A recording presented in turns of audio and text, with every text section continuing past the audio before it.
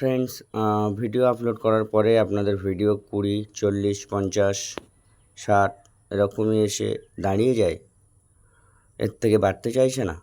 দেখুন 14, 15, 86। তো ফ্রেন্ডস চলুন, আপনাদের জন্য নিয়ে চলে এসেছি এক নতুন ট্রিক্স। তো ফ্রেন্ডস দেখতে থাকুন যে নতুন ট্রিক্সটা কেমনভাবে আমরা সলিউশন করেছি। তো ফ্রেন্ডস যদি ভিডিওটি ভালো লেগে থাকে তাহলে লাইক এবং সাবস্ক্রাইব করে দেবেন। তো ফ্রেন্ডস প্রথমে ইউটিউবটা অন করে নেওয়ার পরে উপরে দেখুন যে ছবি আছে বা সেটিং অপশন, ওখানে চলে যাব।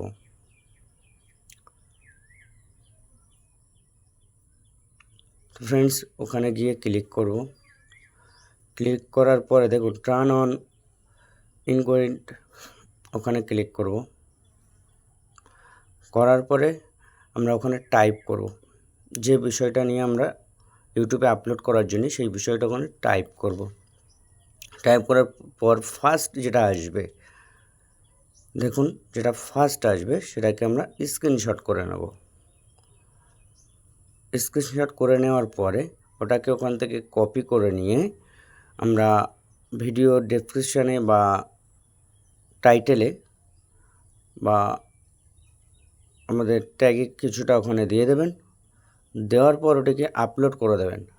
আপলোড করার পরে দেখবেন আপনাদের ভিউজ খুব তাড়াতাড়ি হয়ে যাচ্ছে।